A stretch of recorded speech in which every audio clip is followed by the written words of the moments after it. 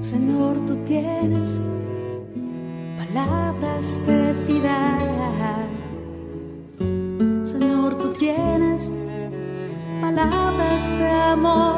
Radio Católica 101.7 de FM presenta al presbítero Andrés Alejandro Chablé con la reflexión del Evangelio de hoy.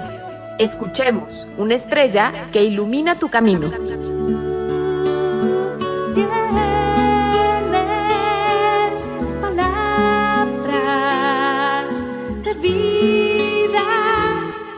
Shalom, hermanos y hermanas, bienvenidos a este jueves 12 de noviembre del 2020. Hoy celebramos con toda la Iglesia Universal la fiesta de San Josafat, obispo y mártir. Este obispo tiene una trayectoria muy curiosa. Nació en la Iglesia ortodoxa, era ortodoxo, después se convierte al cristianismo, estamos en 1580. Un obispo que se convierte al cristianismo católico, ordenado como obispo en Europa, probablemente en algún lugar de Polonia, otros dicen que puede ser Alemania, pero en aquel tiempo los países no estaban organizados como hoy.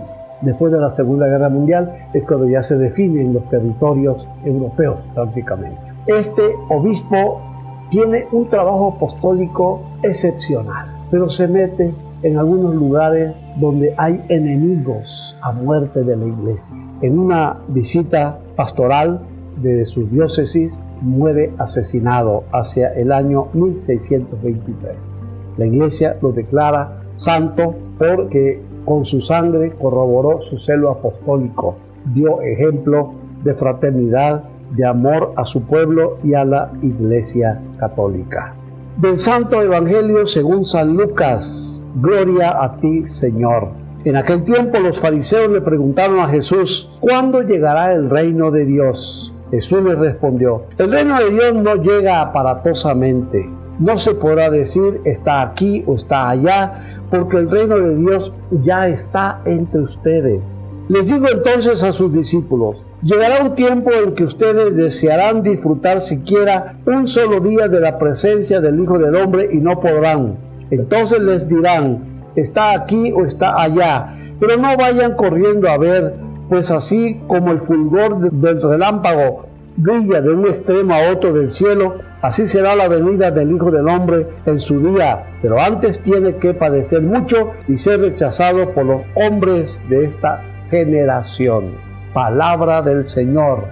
Gloria a ti, Señor Jesús. Bien, hermanos y hermanas, hemos leído este pasaje del Evangelio según San Lucas, capítulo 17, versículos del 20 al 25. La llegada del reino.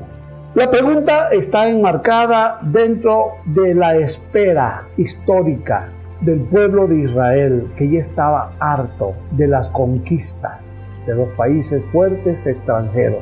Recordemos que a lo largo de su historia hay varias naciones poderosas que sojuzgan a Israel.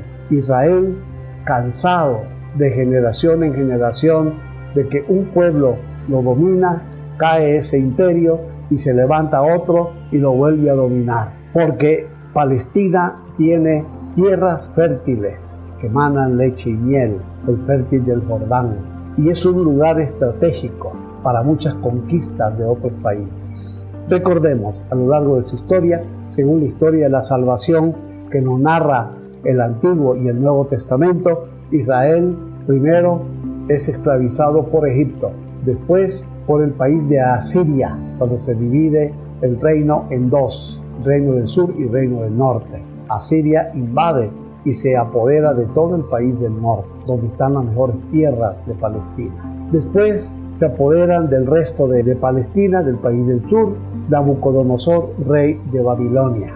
Después de 50 años de cautiverio por el rey de Babilonia, el pueblo sometido a trabajos forzados en Babilonia, desarraigado de su tierra, Ciro de Persia lo somete también, ya en su propia tierra, se adueña de Israel, le cambia la lengua hebrea por el arameo, la lengua persa, y pide un tributo como recompensa por haberlo sacado de la esclavitud de Babilonia. Termina el dominio persa y entra el dominio de los griegos hacia el siglo III a.C. Hacia el año 63 a.C., antes de nuestra era, Pompeyo, general romano, por órdenes del emperador, invade Palestina y lo somete hasta el año 132 después de Cristo. Casi 2 siglos de dominación. Esta es la triste historia, e Israel seguirá después dando tumbos en la historia hasta llegar al tiempo de Hitler, cuando el Holocausto. Hitler, que mató más de 6 millones de judíos. El Holocausto que atrajo la Segunda Guerra Mundial, que gracias a Dios desapareció esta opresión porque era para el mundo entero. Hitler soñaba en su locura con crear una raza humana aria, puros güeros, altos y gente guapa. El texto que leímos de San Lucas revela esa expectativa de Israel. Israel está harto. En el tiempo de Jesús, el imperio romano. ¿Cuándo llegará el reino de Israel? Será restaurado, porque el rey Herodes es títere del emperador romano. No hay propiamente un rey que decida, un rey líder, un rey caudillo, como lo esperaba el pueblo. Por eso confunden a Jesús, también sus propios discípulos. ¿Ya vas a restaurar la soberanía de Israel?, le preguntan a Jesús. Jesús explica que Él no es ese tipo de Mesías, sino todo lo contrario. Él padecerá, dará la vida, irá a la cruz. Pedro no lo acepta, le dice: no, Señor, tú no puedes pasar por ahí porque tú estás llamado a lucir la corona del rey que somete, que sojuzga, que manda a su casa a los romanos y a todo el mundo que quiera meterse en nuestro territorio. Jesús no es ese rey. La respuesta de Jesús: el reino de Dios no llega aparatosamente, como lo esperaban ellos, que querían que llegara con el triunfalismo de un rey al estilo Salomón, David, de los famosos reyes de Israel. Jesús explica que el reino que Él atrae, el reino de su Padre Dios, no llega de esa manera. Ya está entre ustedes, dice Jesús. ¿De qué manera está entre nosotros el reino de Dios? El reino de Dios está entre nosotros cuando hay amor, reconciliación, paz, justicia, respeto a la persona, cuando luchamos juntos porque haya un tejido social donde la vida sea el valor supremo de todos. El reino de Dios está en la familia cuando hay armonía, hay amor, hay respeto, hay paz. Ahí está el reino.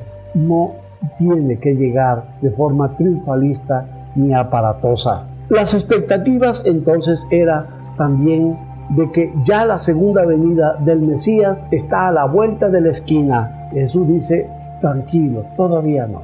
Ya vendrá cuando Dios quiera. La segunda venida del Hijo del Hombre no será tampoco de una forma aparatosa.